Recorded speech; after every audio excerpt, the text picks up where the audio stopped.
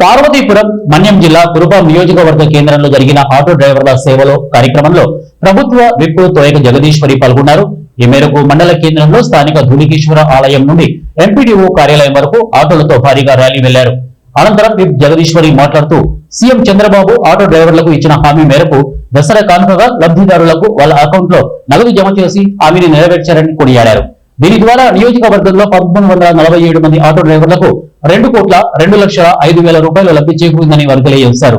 రాష్ట్ర అభివృద్ధి, బడుగు బలహీన వర్గాల సంక్షేమమే ధ్యేయంగా సీఎం చంద్రబాబు నాయకత్వంలో కూటమి ప్రభుత్వం పనిచేస్తుందని కొనియాడారు. ఏదైతే హామీలో లేకపోయినా సరే ఆటో డ్రైవర్లు ఇబ్బంది పడకుండా ఉండడానికి మరి ఈరోజు ఆటో డ్రైవర్లకి ప్రతి ఒక్కరికి కూడా 15,000 వేశారు. అలాగే మరి కురుపాం నియోజకవర్గం సంబంధించి 5 మండలాలకు సంబంధించి మొత్తం 1347 మందికి ఈరోజు లబ్ధి చేకూరనుంది.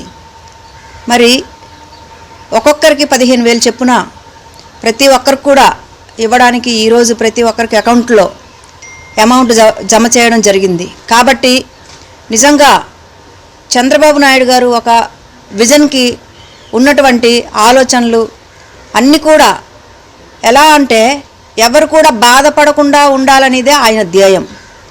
నిజంగా చెప్పాలంటే ఏదైతే స్త్రీశక్తి పెట్టామో అంటే బస్సు ఫ్రీగా అందరికీ ఇవ్వడం వలన వాళ్ళు చాలా ఇబ్బందులు పడతారని వాళ్ళకి ఇబ్బంది కలగకుండా ఉండడానికి ఈరోజు చూసుకుంటే ప్రతి ఒక్కరూ చక్కగా ఉండడానికి అంటే ఈరోజు 4వ తారీఖు అక్టోబర్ 4వ తారీఖున ప్రతి ఒక్కరూ అకౌంట్లో అమౌంట్ జమ చేయడం జరిగింది.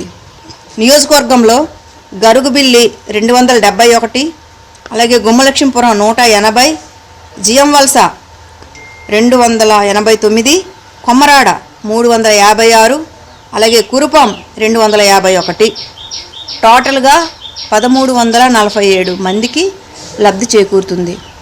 2,02,05,000 రూపాయలు వాళ్ళ ఖాతాల్లోకి జమ చేయబడ్డాయంటే ప్రతి ఒక్కరికి అంటే నా నియోజకవర్గంలో ఈ 2 కోట్ల పైచిలుకుతో వాళ్ళకి అమౌంట్ పడుతుంది. ఒక్కొక్కరికి 15,000 లెక్క ఇంతమందికి అమౌంట్ వస్తుంది.